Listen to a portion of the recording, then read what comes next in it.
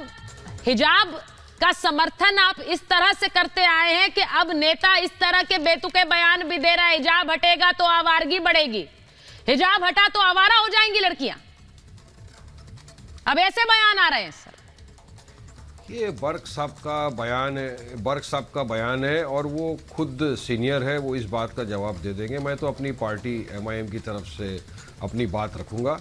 आज supreme court का जो जजमेंट आया है ये एक स्प्लिट जजमेंट है। जस्टिस गुप्ता ने अलग जजमेंट दिया है, जस्टिस धुलिया साहब ने जजमेंट दिया है। जस्टिस धुलिया साहब ने कहा कि जो कर्नाटक की उच्च न्यायालय का फैसला था हिजाब बैन पर, वो उन्होंने उसको खारिज कर दिया, उन्होंने नहीं माना। उन्होंने फ्रीडम ऑफ चॉइस की बात रखी, उनका फैसला आपने कन्वीनिएंटली इग्नोर कर दिया। उन्होंने कहा कि लड़की को आपने सिर्फ जस्टिस धुलिया की आएंगे वहां पे भी आएंगे, थोड़ा सा सक्षम रखिए। हाँ। जस्टिस हमारा तो ये मानना था ना पहले से कि ये हिजाब जो है ये फ्रीडम ऑफ चॉइस है एक इंसान का, और कुरान में अल्लाह सुब्हान ताला ने फरमाया है कि अपनी हुजूर अपनी बेटियों को कहिए, बहुओं सर सवाल यही है, is it freedom of choice का एक एसेंशियल प्रैक्टिस में भी आता है और फ्रीडम ऑफ चॉइस भी है। ये फ्रीडम ऑफ चॉइस है, ये महिलाओं की जिद है या पुरुषों की जिद है? सवाल आज पूछ रही हूँ आपसे, ये महिलाओं की जिद है हम हिजाब पहने या पुरुषों की जिद है हम हिजाब पहनाएंगे? नहीं, कौन फोर्स करता है? चलिए बताइए। ये तो झूठी अफवाहें फैलाई जाती है ना। तो सर ये बयान मैंने कौन फोर्स कर रहा है पूछ रहे हैं ना। अल्लाह सुब्हान जब घर के बड़े ये कहेंगे कि हिजाब उतारोगी तो आवारा हो जाओगी, जब घर के बुजुर्ग कहेंगे, आपने अभी कहा बुजुर्ग है बर्क साहब, तो घर के बुजुर्ग जब कहेंगे हिजाब उतारोगी तो आवारा हो जाओगी, इस तरह की भाषा का इस्तेमाल करेंगे तो क्या होगा सर? फिर जो छोटी बच्चियां होंगी उनको क्या समझाया जा रहा है? आपके पास उनका नंबर होगा तो आप उनको फोन करके पूछ लीजिए उन्होंने ऐसा क्यों कहा। समाजवादी पार्टी के प्रवक्ता होंगे, वो उनकी बात बता देंगे।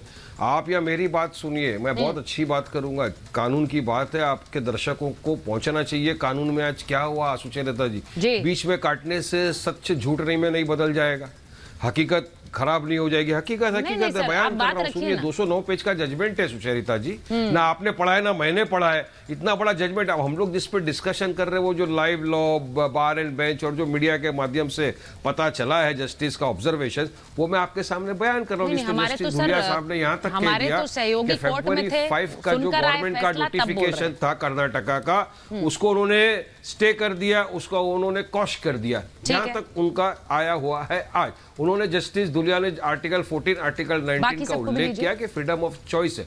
उन्होंने एक जजमेंट BJ इमैनुअल का एक जजमेंट था जिसका जो 11 अगस्त 1986 को दिया गया था, उसमें जस्टिस चिन्नप्पा रेड्डी साहब ने जो कहा था उसका भी उल्लंघन किया है। It स्क्वायरली concerns with this and it is over.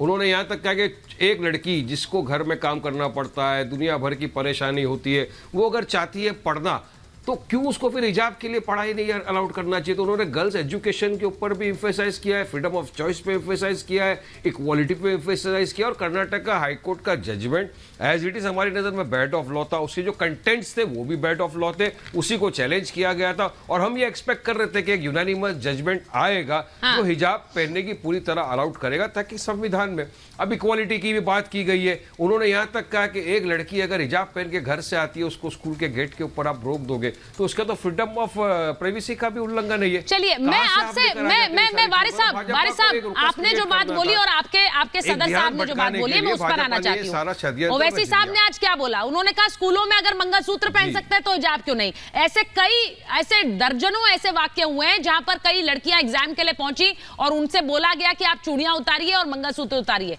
अब मैं आपसे सीधा एक सवाल उल्टा करके पूछ लेती हूं, अगर महिलाओं से मंगलसूत्र उतारने को कहेंगे तब आप ठीक है कि भाई हिजाब उतार दीजिए? नहीं, हम तो इक्वालिटी की बात कर रहे हैं। कर्नाटका के मिनिस्टर ने कहा था आपके चैनल के ऊपर कि अगर किसी लड़की को रोका आपने मंगलसूत्र पहनने से और ये सिंदूर लगाने से तो हम छोड़ेंगे नहीं। ये तो कर्नाटका के भाजपा के मंत्री ने कहा था, वारिस पठान ने थोड़ी कहा था। और इक्वालिटी की बात ये है सुशांत, और कर्नाटका के कांग्रेस के एक विधायक ने कहा था कि हिजाब नहीं पहनेंगी तो लड़कियों का रेप हो जाएगा। वो वाले बयान भी याद करा करिए सर। ये वाले बयान जब दिए जाते हैं ना तो ये दबाव की राजनीति के तहत दिए जाते हैं। हिजाब नहीं पहनोगी तो ये सब होगा। अब आप बोलेंगे कांग्रेस के विधायक को फोन कर लीजिए। कांग्रेस और समाजवादी वालों के बयान के वही मैं बोलने वाली थी। यही तभी मैंने आपके सदर साहब का बयान दिया। पार्टी वालों को बुलाओ ना, मैं तो MIM का नेता हूँ। अरे तो MIM का अपनी आपके नेता ने कहा कि इन लोग की बात रखूंगा। अभी बोलो इनको, अगर इनके पास प्रवक्ता नहीं है तो मैं क्या करूं? मैं कहां से लाऊं जाके? सुचरिता बताओ, मैं ढूंढने जाऊं? इनके पास प्रवक्ता नहीं है तो मेरा क्या कसूर है? लाओ उनके प्रवक्ता को। मैं अपनी पार्टी का बात रखता हूं, बहुत अच्छी रीत से रखता हूं। आपको समझ में आएगा, दर्शकों को समझ में आएगा कि आज एक जजमेंट तो आ गया कि हिजाब पहन सकती है हमारी बेटियां। और ये स्कूल में जा रही थी, आर्मी के कैंप में, एयरफोर्स में, नेवी में नहीं जा रही थी, स्कूल कॉलेज इंस्टीट्यूशन ना ना ना ना सर, जजमेंट नहीं आया है, इसको मिस इंटरप्रेट मत करिए। एक जस्टिस ने ये राय रखी है, एक हाथ में। सर मैं तो ये कहती हूँ कि जो जजमेंट आएगा वो मान्य होगा। सीधा सवाल तो यही है आपसे, बने देश। नहीं नहीं सर,